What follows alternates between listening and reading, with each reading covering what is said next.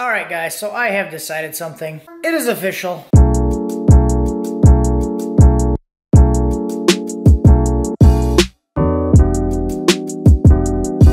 Being a little bit overly dramatic, but I've been getting a lot of questions lately about when I'm going to start working on the Z again. So I've been doing a lot of stuff with the truck. We converted it to 4-wheel drive, did some ice racing. It seems like that stuff's kind of dying.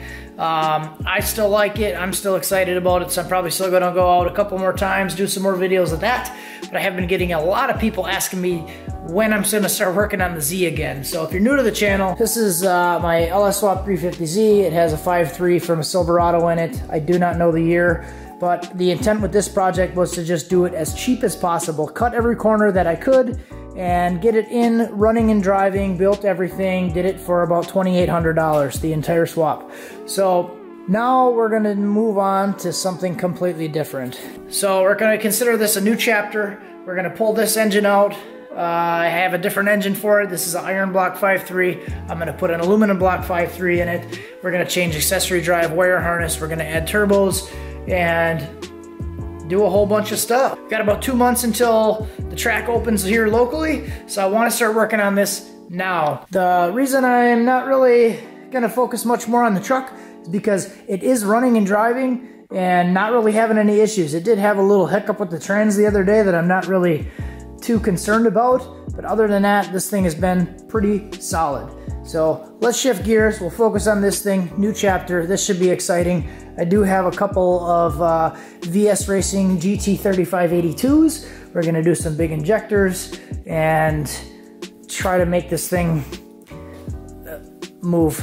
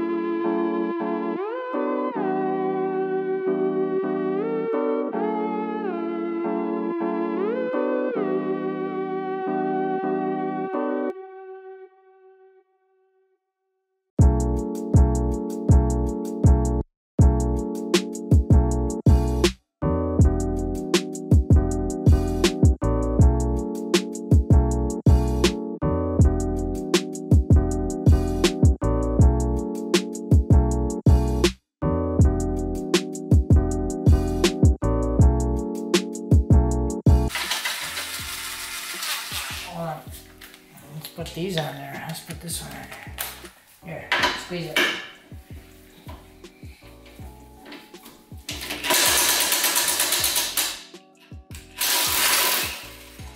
Oh, good.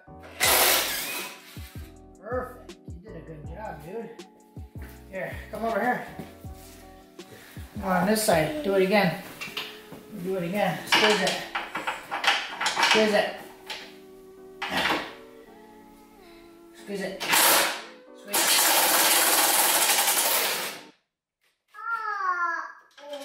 Yeah, you did pretty good.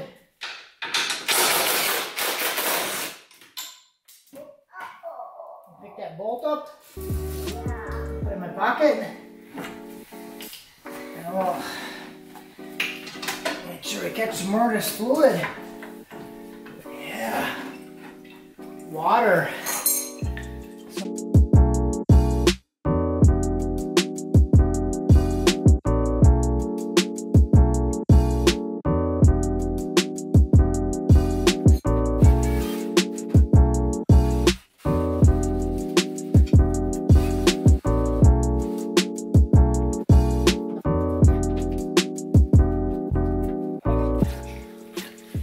Those are his construction rain boots he got for his birthday.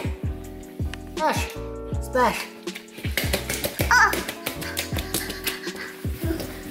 Right, so I'm looking at the radiator and stuff, and I actually did, unfortunately, I poked a hole in the radiator.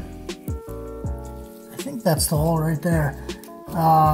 With the studded tires that I have. If you're not familiar, I made a set of studded tires for the Ranger here so I could take it out on the ice. And these tires look pretty good, but one of them tipped over one day and it poked a hole in the radiator. So I should be able to weld that hole shut, or I'll use some aluminum raising rod. It's just one of the little runners there, so that should be fine. But when I wanted to look on the back side of this radiator, it's a Mishimoto radiator, and with the V8, this thing in there, it runs very cool. And I left it sitting, running, idling in the garage with the door open, of course, after I had driven it for probably about 20 minutes, a half hour one day. So it was up to temp, and the temperature never changed when it was just sitting here idling with the fans on. So in the truck, when I'm driving, it runs pretty cool, like 196. But if I'm sitting idling like at a stoplight or anything like that, especially during the summer, it starts to creep up and get a little bit warm, like 210, 215, which I know is still decent, but it continues to rise until I start driving. I just have some cheap eBay fans on here, but I wanted to look at the fans on here because this thing runs very cool and they run very well. So I wanted to look at the fans, see what type they are, and basically get this same kind of fan. So these are some Spal fans, S-P-A-L, Spal. So Spal 14 inches, they run very, very well. They move a whole lot of air. I do have a 14 inch and two 10 inch fans on here. I don't even know if we'll be able to see it, but I have a 14 inch and two 10 inch fans on there, and they don't really work the greatest. So for reference, in the truck, they move air, but they don't really move a whole lot of air. In the car, I can actually feel the radiator fans when I'm standing by the door, like, because I got out one day, I was like in there, turned the key to turn the fans on, make sure they work, and I was still standing on the back side of the door with the door open, and I could feel the wind off of the fans blowing on me over there. So I like those fans. So I'm gonna keep going on this thing, get the accessory drive off, and not sure how far I'm going to get tonight. I might try to take the coil packs and the exhaust out. And my plan is to flip these manifolds forward. That's ideally what I would want to do, but we'll see where that goes. I'm on the fence if I want to build a whole new manifold or if I do want to cut those things up. I think that's what I'm probably going to end up doing, is run those forward or run them up and modify the factory manifolds and wrap them. Just because that's what I do. Right, so here's a shot of the accessory drive before I pull it all off. So it's just using a LS1 pulley, LS1 water pump, and I used a truck tensioner, the Nissan 350Z power steering pump, and a truck alternator, and then I grabbed two truck idlers off of the big power steering mount there. So this thing actually works pretty good. When I originally built it, I didn't have this second tensioner on there, and I was getting a bunch of alternator slips. So if you watch some of the earlier videos, we did have a lot of belt squealing until I added this thing. Then it actually worked pretty decent. So there was some controversy here. Everybody was thinking that it was rubbing on there. Well, it does. I mean, it doesn't rub. It's not even close. And there's enough room under here to get a coupler and everything on there. So belt tension's really good. It's actually pretty decent for what it is. So spent $17 on building all of the brackets and everything for the accessory drive. So now I'm going to pull it all apart, and we're going to do it completely different, because the new accessory drive has to run LSA water pump, LSA pulley, so it's actually in farther, so I'll get a little bit more room out of it, and it'll be a lot better setup. So that is the plan. Let's yank it.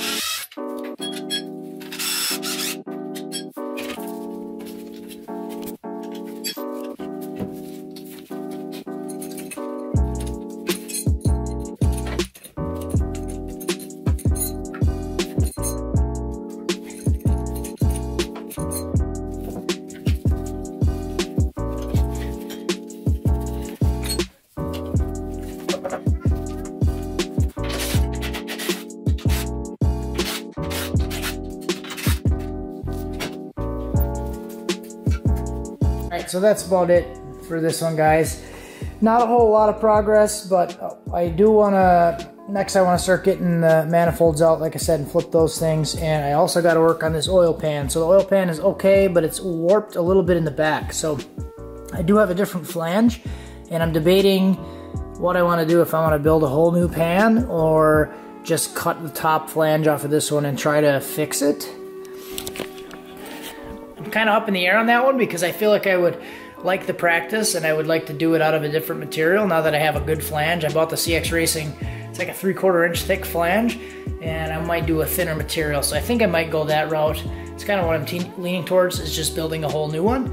That way I get a little bit more practice and can start with a good flange base. So that's where I'm at. This thing's engine, everything's pretty much ready to come out. So just getting started. We're gonna do a lot of work on this thing, get this thing good, running, driving, new harness, new accessory drive, different engine, everything should be good. Thanks for watching, have a good one.